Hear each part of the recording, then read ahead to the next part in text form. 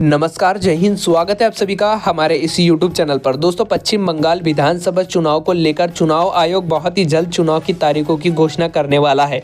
आपको बता दें कि ऐसे में पश्चिम बंगाल के अंदर सियासी हलचल काफ़ी ज़्यादा तेज़ होती हुई नज़र आ रही है। टीएमसी के अंदर ही फूट पड़ती हुई नज़र आ रही है। टीएमसी के कार्यकर्ता और टीएमसी के नेता इस बार टीएमसी का साथ छोड़ते हुए नज़र आ रहे हैं। तो वहीं पश्चिम बंगाल के अंदर इस बार एसआईआर की प्रक्रिया भी चालू है। ऐसे में ममता बनर्जी को तगड़ा झटका और तगड़ा नुकसान लगने के संकेत नजर आ रहे हैं। ऐसे में पश्चिम बंगाल के अंदर भारतीय जनता पार्टी खेला करने जा रही है या टीएमसी खेला करने जा रही है। कांग्रेस कितने सीटों के ऊपर जीत हासिल करेंगी, जानेंगे आज के इस समीकरण सर्वे रुझान के माध्यम से। हर एक जिले के ऊपर निगाह डालेंगे कि किस जिले में कांग्रेस पार्टी मजबूत है और किस जिले में भारतीय जनता पार्टी और टीएमसी मजबूत है। एक एक करके हर एक जिले के ऊपर निगाह डालेंगे। आप किस क्षेत्र से आप हमारी वीडियो देख रहे हो, उस क्षेत्र का नाम कमेंट के अंदर जरूर लिखें। और पश्चिम बंगाल के अंदर आप किसकी सरकार को बनते हुए न देखना चाहते हैं, कमेंट करके अपनी राय का सुझाव जरूर रखें। आइए सबसे पहले निगाह डालते हैं कोलकाता की 11 विधानसभा सीट के ऊपर। आपको बता दें कि टीएमसी इस बार 6 सीटों के ऊपर जीत हासिल करने जा रही है।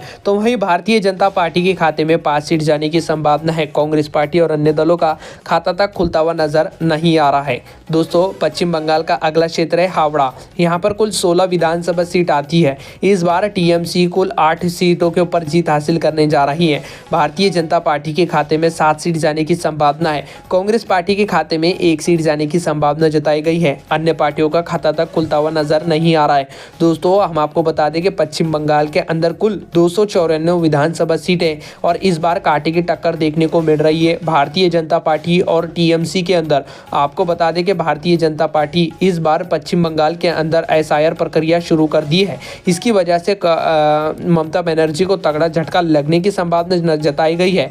वहीं पश्चिम बंगाल का अगला क्षेत्र सामने निकल कर आ रहा है हुगली। यहाँ पर कुल 18 विधानसभा सीट आती है। इस बार टीएमसी के खाते में 12 सीट जाने की संभावना है। भारतीय जनता पार्टी के खाते में 6 सीट जा रही है। कांग्रेस पार्टी का खाता तक खुलता हुआ नजर नहीं आ रहा है। अन्य दलों के खाते में 0 सीट जाने की संभावना जताई गई है।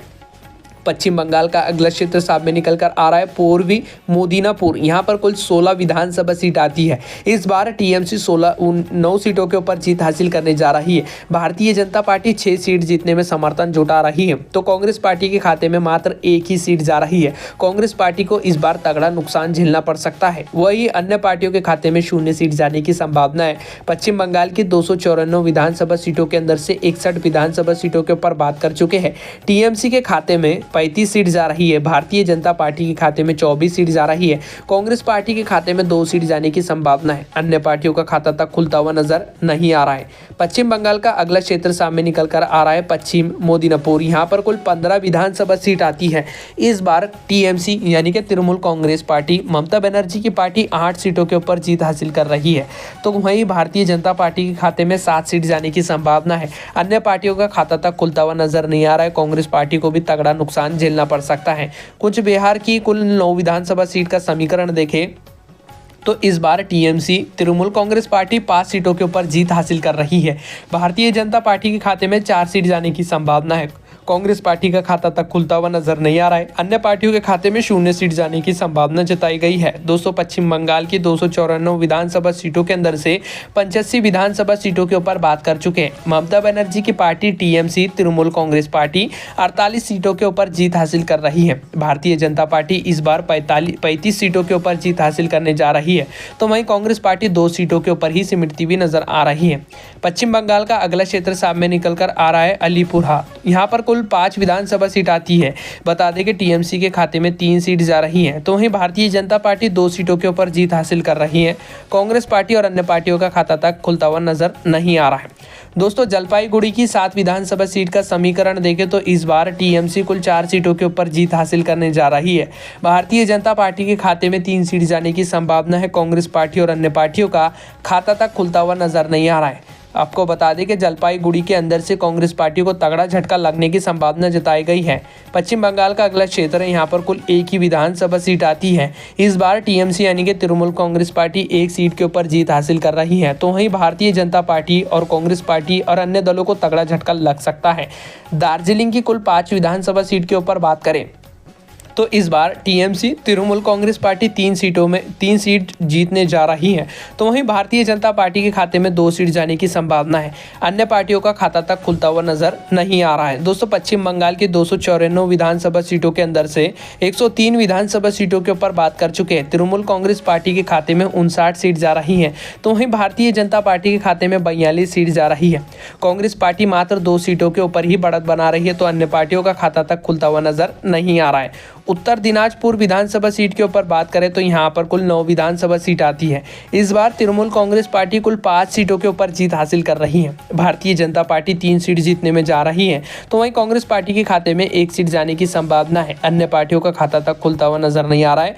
दोस्तों, उत्तर दिनाजपुर विधानसभा क्षेत्र से अगर आप हमारी वीडियो देख रहे हैं तो हमें कमेंट करके अपनी राय का सुझाव जरूर रखें। तृणमूल कांग्रेस पार्टी को लेकर क्या रुझान देखने को मिल रहा है, आप अपनी निजी राय जरूर कमेंट के अंदर लिखते चले।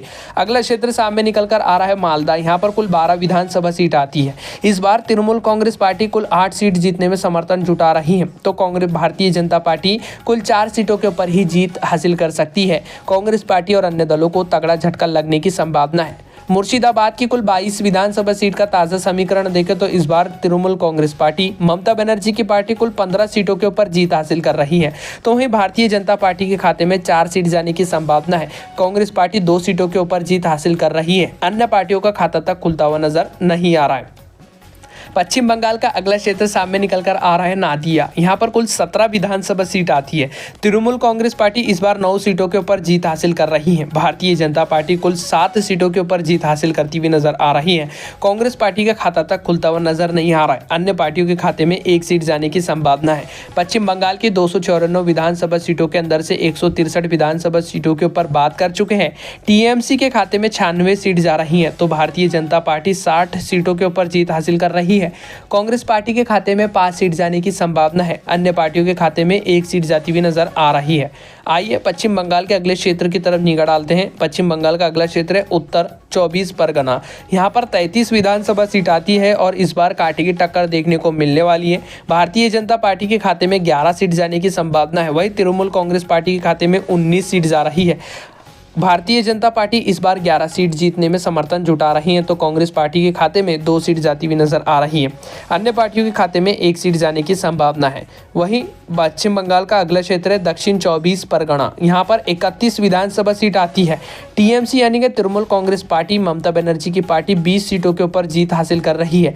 भारतीय जनता पार्टी के खाते में 8 सीट जाने की संभावना है, तो वहीं कांग्रेस पार्टी के खाते में 2 सीट जाती हुई नजर आ रही है। अन्य पार्टियों के खाते में 1 सीट जा रही है। पश्चिम बंगाल की 294 विधानसभा सीटों के अंदर से 227 विधानसभा सीटों के ऊपर बात कर चुके हैं। ममता बनर्जी की पार्टी 135 सीटों के ऊपर जीत हासिल कर रही है, तो वहीं भारतीय जनता पार्टी के खाते में 79 सीट जाती हुई नजर आ रही है। कांग्रेस पार्टी 9 सीटों के ऊपर जीत हासिल कर रही है। अन्य दलों के खाते में 3 सीट जाने की संभावना है। वहीं झारग्राम विधानसभा सीट के ऊपर बात करें तो यहाँ पर कुल 4 विधानसभा सीट आती है। तृणमूल कांग्रेस पार्टी 3 सीटों के ऊपर जीत हासिल कर रही है, तो भारतीय जनता पार्टी के खाते में 1 सीट जाने की संभावना है। राजनीतिक विशेषज्ञों का मानना है कि इस बार कांग्रेस पार्टी के खाता तक खुलता हुआ नजर नहीं आएगा। पश्चिम बंगाल का अगला क्षेत्र है बाकुड़ के अंदर कुल 12 विधानसभा सीट आती है। तृणमूल कांग्रेस पार्टी 8 सीटों के ऊपर जीत हासिल कर रही है। भारतीय जनता पार्टी के खाते में 4 सीट जाएंगी। कांग्रेस पार्टी और अन्य दलों का खाता तक खुलता हुआ नजर नहीं आ रहा है। पुरुलिया विधानसभा सीट के ऊपर बात करें तो यहाँ पर कुल 9 विधानसभा सीट आती है। इस बार तृणमूल कांग्रेस पार्टी 5 सीटों के ऊपर जीत हासिल कर रही है। भारतीय जनता पार्टी के खाते में 3 सीट जाने की संभावना है, तो वहीं कांग्रेस पार्टी के खाते में 1 सीट जा रही है। अन्य पार्टियों का खाता तक खुलता हुआ नजर नहीं आ रहा है। दोस्तों, पूर्वी बर्धमान विधानसभा सीट के ऊपर बात करें तो यहाँ पर कुल 16 विधानसभा सीट आती है। राजनीतिक विशेषज्ञों का मानना है कि इस बार तृणमूल कांग्रेस पार्टी 10 सीटों के ऊपर जीत हासिल करने जा रही है, तो भारतीय जनता पार्टी के खाते में 6 सीट जा सकती है। कांग्रेस पार्टी और अन्य पार्टियों का खाता तक खुलता हुआ नजर नहीं आ रहा है। पूर्वी बर्धमान विधानसभा सीट के ऊपर चर्चा की जाए तो यहाँ पर कुल 9 विधानसभा सीट आती है। तृणमूल कांग्रेस पार्टी के खाते में 5 सीट जा रही है, तो भारतीय जनता पार्टी 3 सीटों के ऊपर जीत हासिल कर रही है। कांग्रेस पार्टी और अन्य दलों का खाता तक खुलता हुआ नजर नहीं आ रहा है। पीरभूमि विधानसभा सीट के ऊपर बात की जाए तो यहाँ पर कुल 11 विधानसभा सीट आती हैं। इस बार टीएमसी तृणमूल कांग्रेस पार्टी 5 सीटों के ऊपर जीत हासिल कर रही है, तो वहीं भारतीय जनता पार्टी के खाते में 5 सीट जाने की संभावना है। कांग्रेस पार्टी के खाते में 1 सीट जाती हुई नजर आ रही है। राजनीतिक विशेषज्ञों का मानना है कि पीरभूमि विधानसभा क्षेत्र पर कांग्रेस पार्टी और भारतीय जनता पार्टी के बीच में सीधी कांटे की टक्कर देखने को मिल सकती है। दक्षिण दिनाजपुर विधानसभा सीट के ऊपर बात करें तो यहाँ पर कुल 6 विधानसभा सीट आती है। इस बार कांग्रेस पार्टी के खाते में 1 सीट जाएंगी, तो वहीं भारतीय जनता पार्टी 2 सीट जीतने में समर्थन जुटा रही है।